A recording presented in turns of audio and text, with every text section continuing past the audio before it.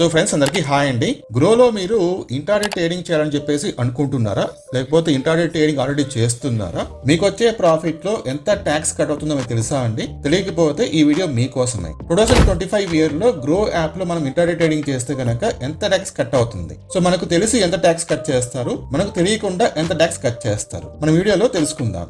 How many taxes are there? ఎన్ని రకాల taxes ఉన్నాయో తెలుసుకోవాలనుకుంటే కనుక ఫస్ట్ మనము గ్రో అఫీషియల్ వెబ్సైట్ ఓపెన్ చేసుకోవాలండి. సో మీరు ఇక్కడ చూసుకోవచ్చు, స్టాక్స్ ఉంది కదా, ఇక్కడ చూడండి ఈక్విటీ బ్రోకరేజ్. సో ఈక్విటీ అంటే స్టాక్స్ అన్నమాట. సో ఇక్కడ చూడండి 20 రూపీస్, లేకపోతే కనుక 0.1% per executed order which is lower, minimum 2 rupees. So వీళ్ళు మినిమం 2 రూపీస్ అయితే కట్ చేస్తారు ఈక్విటీ బ్రోకరేజ్ కింద. మాక్సిమం వచ్చేసి 20 రూపీస్ కట్ చేస్తారు. ఓకే, అది మీరు గుర్తుపెట్టుకోండి, ఫస్ట్ ట్యాక్స్ అన్నమాట. ఇదే కాకుండా ఇక్కడ చూడండి రెగ్యులేటరీ అండ్ స్టాట్యూటరీ చార్జెస్.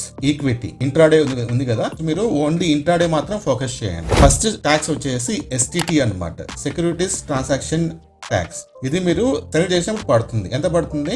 0.025% పడుతుంది అనమాట. ఇది ఓన్లీ సెల్లింగ్ చేసినప్పుడు పడుతుంది. దాని తర్వాత స్టాంప్ డ్యూటీ 0.003% పడుతుంది. ఇది ఎప్పుడు పడుతుంది అంటే బయింగ్ చేసినప్పుడు పడుతుంది అనమాట. దాని తర్వాత ఎక్స్చేంజ్ ట్రాన్సాక్షన్ చార్జ్. ఎన్ఎస్సి అయితే 0.00297% పడుతుంది. బిఎస్సి అయితే కనుక 0.00375% పడుతుంది. బయింగ్ కి పడుతుంది, తర్వాత సెల్లింగ్ కి పడుతుంది అనమాట. రెండింటికి పడుతుంది ఇది. తర్వాత సెబీ టర్న్ ఓవర్ చార్జ్. ఇది బయింగ్ కి పడుతుంది, తర్వాత సెల్లింగ్ కి పడుతుంది. 0.0001% అనమాట. తర్వాత డిపి చార్జెస్ 0 రూపీస్, అమౌంట్ ఏం పడదు అనమాట. తర్వాత ఇక్కడ investor protection fund trust charge. Buying కి ఉంటుంది, సెల్లింగ్ కి ఉంటుంది. 0.0001% అనమాట. ఇది కాకుండా మనకి ఇక్కడ చూడండి, ఇది కాకుండా 18% జిఎస్టీ అయితే వీళ్ళు చార్జ్ చేస్తారు. సో మీకు ఇది చాలా గందరగోళంగా ఉంది కదా, ఓన్లీ పర్సెంటేజ్ రూపంలో ఇచ్చారు కదా. మీకు డైరెక్ట్ గా ఒక ఎగ్జాంపుల్ తీసుకొని ఎక్స్ప్లెయిన్ చేస్తాం. ఇక్కడ చూడండి, ఇది గ్రో వాళ్ళ అఫీషియల్ క్యాల్కులేటర్ అనమాట. ఇక్కడ చూడండి ఈక్విటీ డెలివరీ, తర్వాత ఈక్విటీ ఇంట్రాడే, ఇది మీరు చూస్ చేసుకోవాలి. దాని తర్వాత ఇక్కడ చూడండి నంబర్ ఆఫ్ షేర్స్ అనమాట. ఇది క్వాంటిటీ ఎన్ఎస్సి అంటే number of shares. So for example ఇక్కడ చూడండి, నేను క్వాంటిటీ కాబట్టి ఇక్కడ నేను ఒక 500 షేర్స్ తీసుకుంటాను. ఓకే, తర్వాత బై ప్రైస్ అనమాట, by price per share. So మీరు ఆ పర్టికులర్ షేరు ఏ ప్రైస్ కి బై చేశారు, నేను ఇక్కడ 1250 రూపీస్ వేసుకుంటాను. సో 1250 రూపీస్ నేను బై చేశాను అనమాట. Cell price per share, so ఇక్కడ నేను 1280 అంటే 1250 రూపీస్ నేను బై చేసి 1280 రూపీస్ నేను సెల్ చేస్తాను.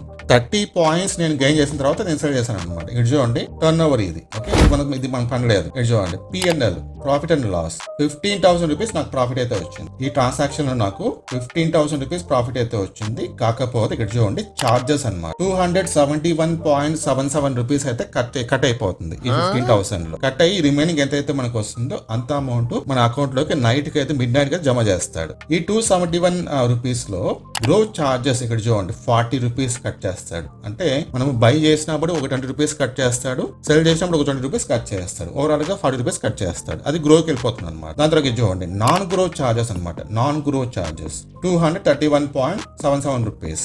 Securities transaction tax STT 160 rupees.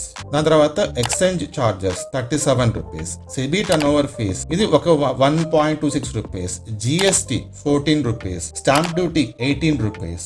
Overall గా మనకు అవుట్ ఆఫ్ 15,000 లో 271 రూపీస్ వెళ్తే కనుక కింద చూడండి నెట్ పిఎన్ఎల్ మనకు వచ్చే ప్రాఫిట్ అనమాట 14,728 రూపీస్ మనకు వస్తుంది, మన అకౌంట్ లోకి అయితే వస్తుంది. సో జనరల్ గా మనకి ఏంటంటే ఇంట్రాడే ట్రేడింగ్ ఈవినింగ్ 3:30 లోపల అయిపోతుంది కాబట్టి సో ఈ అమౌంట్ మనకు మిడ్ నైట్ ఎప్పుడో వస్తుంది. ఈ లోపల మీకు ఏమన్నా ఎంత చార్జెస్ కట్ అవుతాయి, మనకి ఎంత వస్తుందని తెలుసుకోవాలనుకుంటే మీరు ఈ విధంగా తెలుసుకోవచ్చు.